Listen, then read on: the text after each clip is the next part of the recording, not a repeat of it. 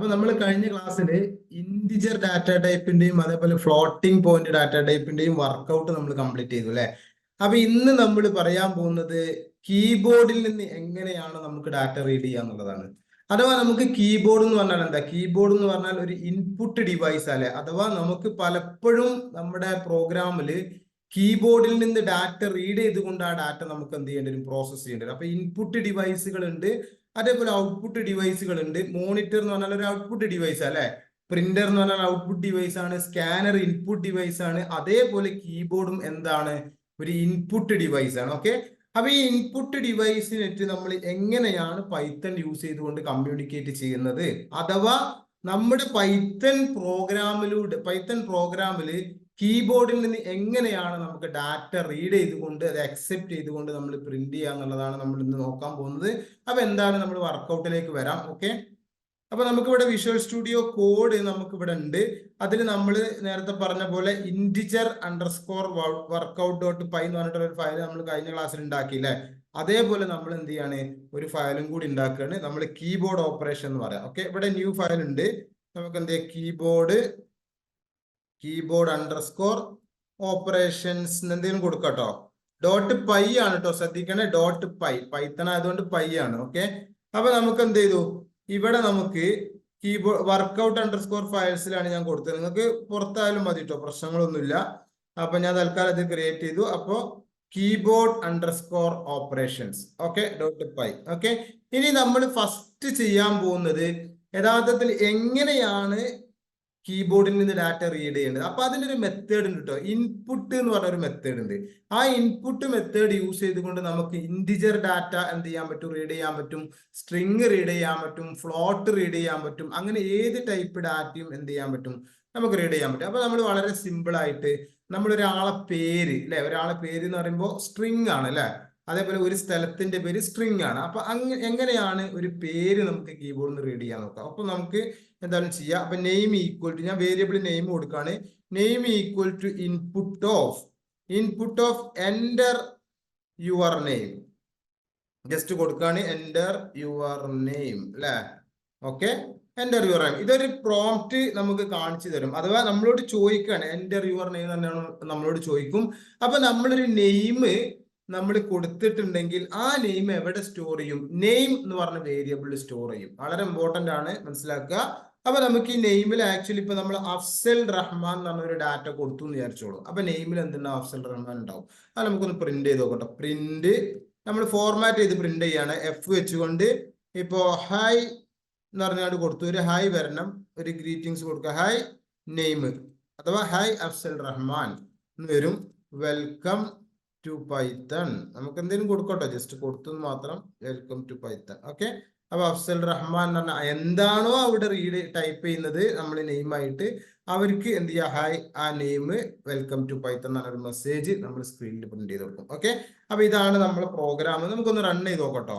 Right button click ചെയ്യുക. എങ്ങനെയായിരുന്നു? Right button click ചെയ്യുക, run Python file in terminal. ഇത് നമുക്ക് കമാൻഡ് പ്രോംപ്റ്റിലൂടെ ഒക്കെ റൺ ചെയ്യാം കേട്ടോ, ഇതിലൊന്നും പ്രശ്നമില്ല.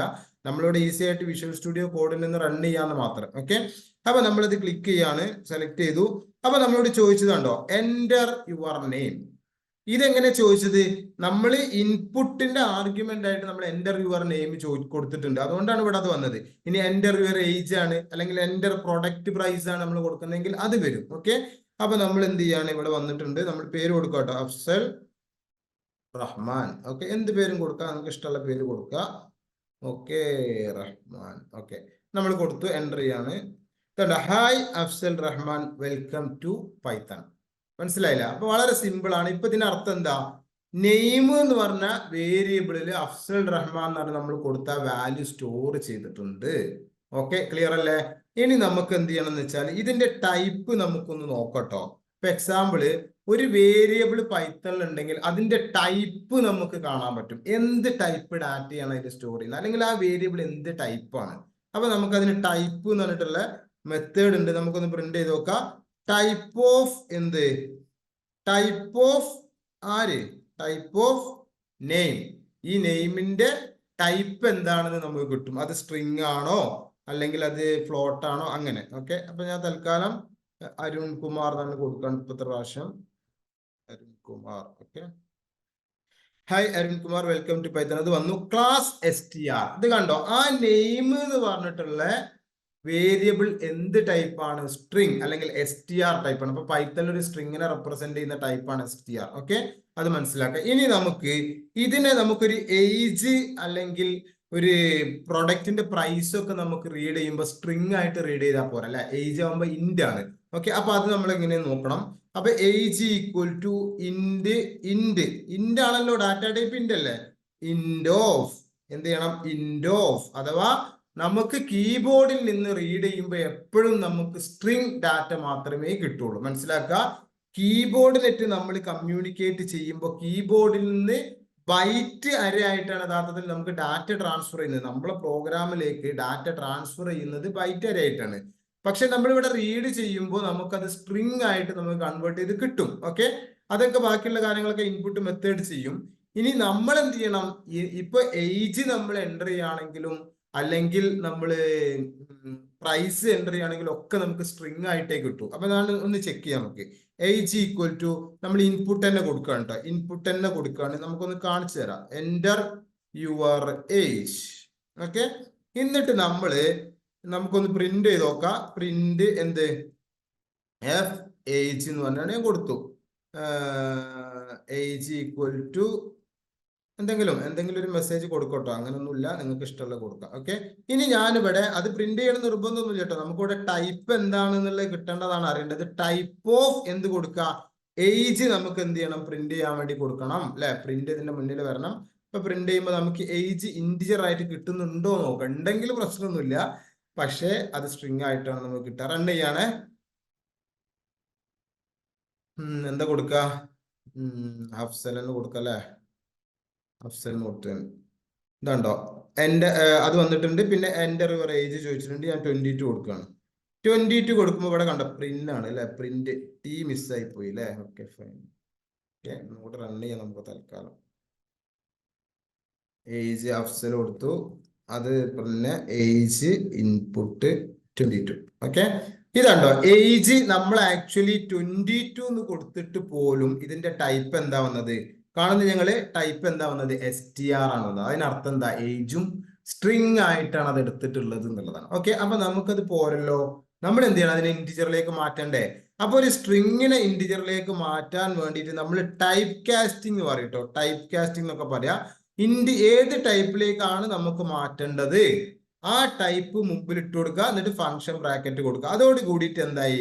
ഏജ് നമുക്ക് എന്തായി? ഇന്റിലേക്ക് കൺവേർട്ട് ആയി. നമുക്ക് റൺ ചെയ്ത് നോക്കാം. ഇനി നമുക്ക് അതിന്റെ ടൈപ്പ് നോക്കിയാൽ എന്ത് കിട്ടണം? ഇന്റ് കിട്ടണം കേട്ടോ. 22 ഇതുണ്ടോ ക്ലാസ് ഇന്റ് ടൈപ്പ് ആണ് യഥാർത്ഥത്തിൽ എന്ത്? നമ്മുടെ ഏജ്. ഓക്കെ, ഇനി നമുക്കൊരു പ്രൈസ് കൊടുക്കാം കേട്ടോ. പ്രൈസ് കൊടുക്കുക. എക്സാമ്പിൾ ഒരു പ്രൊഡക്റ്റ് പ്രൈസ് കൊടുക്കുക. ഇൻപുട്ട് ഇന്റ് വേണ്ടേ? ഇന്റ് അല്ല, ഫ്ലോട്ട് അല്ലേ. കാരണം പോയിന്റ് നമ്പേഴ്സ് വരാലോ. ഇൻപുട്ട് ഓഫ് എന്ത്?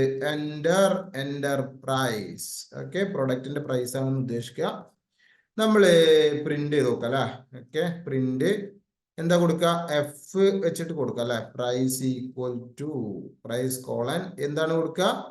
കേളി ബ്രേസിൽ നമുക്ക് എന്ത് ചെയ്യണം? പ്രൈസ് വേരിയബിൾ കൊടുക്കണം. ഓക്കെ, ഇനി നമുക്ക് ടൈപ്പ് ഒന്ന് പ്രിന്റ് ചെയ്ത് നോക്കാം. പ്രിന്റ് ഓഫ് എന്താണ്? ടൈപ്പ് ഓഫ് അല്ലെ. ടൈപ്പ് ഓഫ് എന്ത് വരും?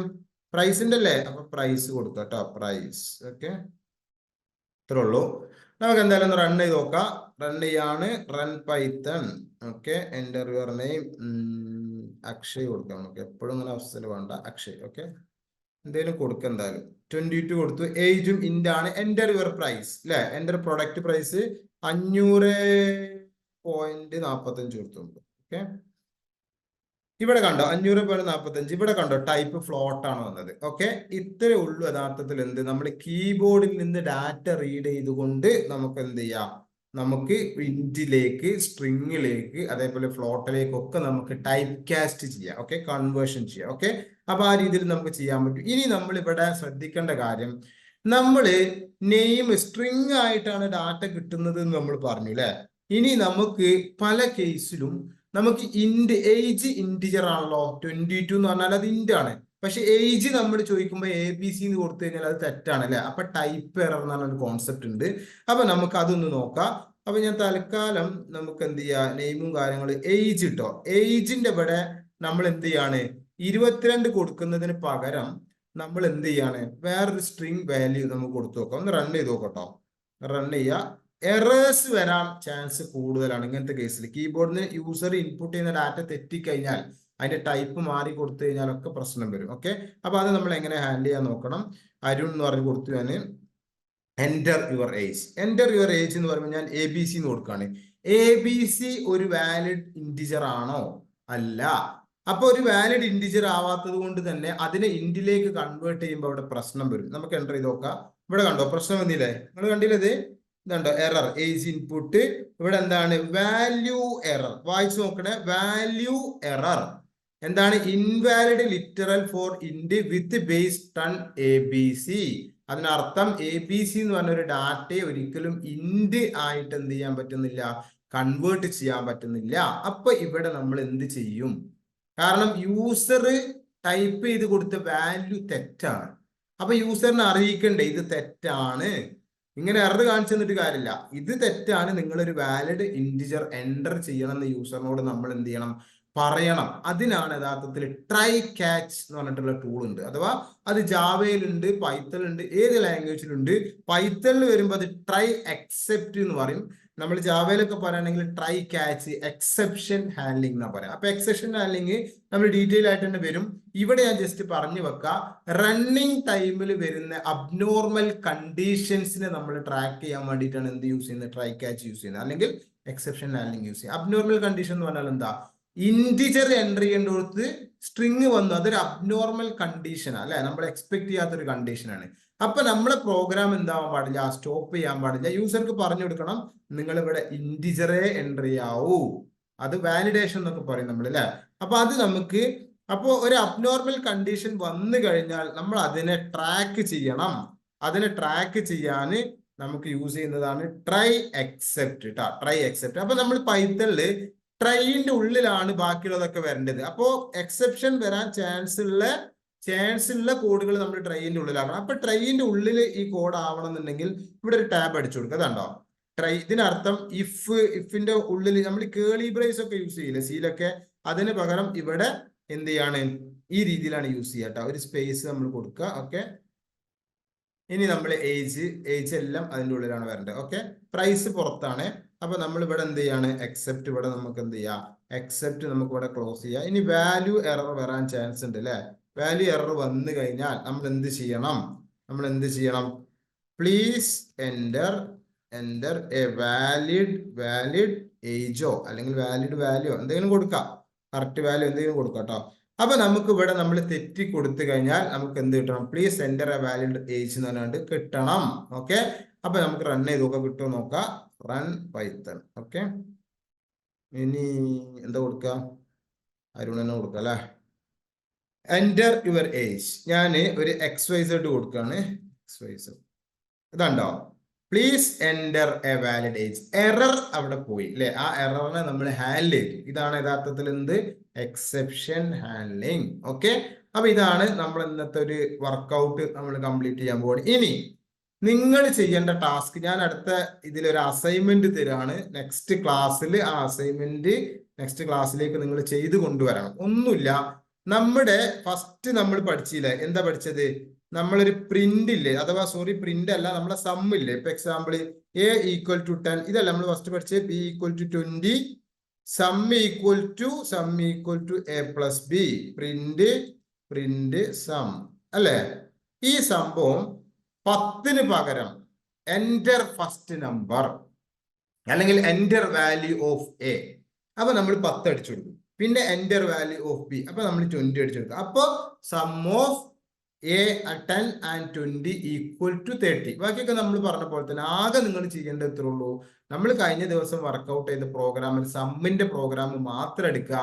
അവിടെ എയിലേക്ക് ഇൻറ്റിജർ കീബോർഡിൽ നിന്ന് വാല്യൂ റീഡ് ചെയ്യണം. അതേപോലെ ബിയിലേക്ക് എന്ത് ചെയ്യുക, കീബോർഡിൽ നിന്ന് ഡാറ്റ റീഡ് ചെയ്തുകൊണ്ട് എന്ത് ചെയ്യണം, നമ്മൾ സമ്മ് ചെയ്യണം. ഓക്കെ, അപ്പൊ നിങ്ങൾ വർക്കൗട്ട് ആയിട്ട് നിങ്ങൾ നിർബന്ധമായിട്ട് അടുത്ത ക്ലാസ് ആകുമ്പോൾ ചെയ്ത് കൊണ്ടുവരണം.